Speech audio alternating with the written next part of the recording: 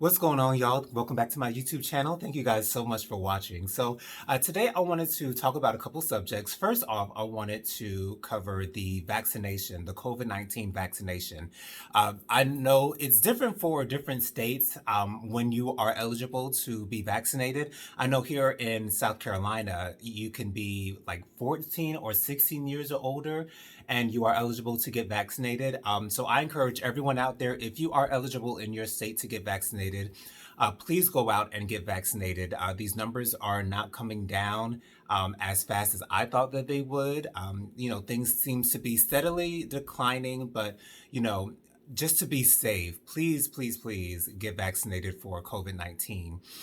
So today I wanted to speak on a couple of social subjects that have been arising within the last couple of months or so. First, I wanted to cover the Derrick Chauvin guilty verdict. I want to say that I am very, very happy that justice has been served in George Floyd's case.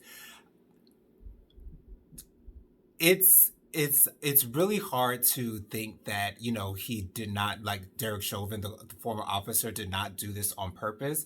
I don't know if he intended for George Floyd to die. However, his actions precipitated that happening. George Floyd dying due to what had happened to him in that video that everyone has seen. So when the jury came back after only 10 hours of deliberation, that's when I knew that, we were probably going to have a guilty verdict. So I thought that the prosecution put forth a very strong case. I was very happy with what they did. I know that the defense tried to put some doubt into the jurors' minds as to what George Floyd's actual cause of death was. However, with the mix of the jury, I know that there was a like, it was kind of like split down the middle. It seems like it was half and half, white and black. But yes, I was very happy with Derrick Chauvin's guilty verdict. Now, as to his sentencing, I know that the most that he can get is 40 years. I think the least that he can get is 10 years. I'm thinking that the judge is going to go somewhere in the middle with 20 years or so. I'm not exactly sure what he's going to choose for Derrick Chauvin's sentence, but I'm thinking that it's going to be 20 years. But whatever it is, we've got to the guilty verdict, and that is step one in the process of America getting better with this whole police versus citizens type of situation. Another thing that I wanted to cover is Daunte Wright.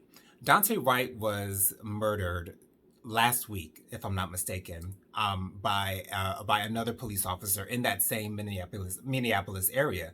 And for those of you who do not know the story, Daunte Wright was pulled over. I've heard two reasons why he was pulled over. I heard that he was pulled over because he had air freshener hanging off of his mirror, his rearview mirror. And I also heard that he had a suspended registration.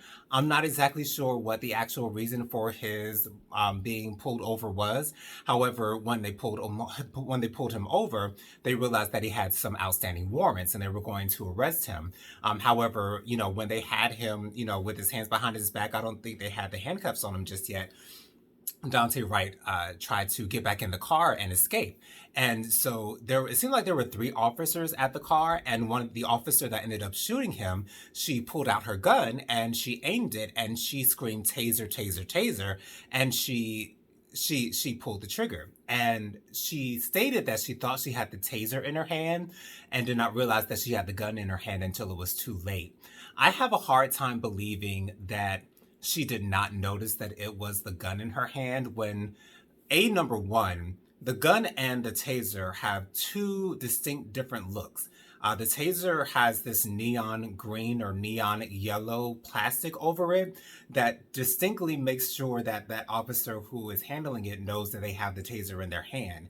And then the gun, of course, is all black.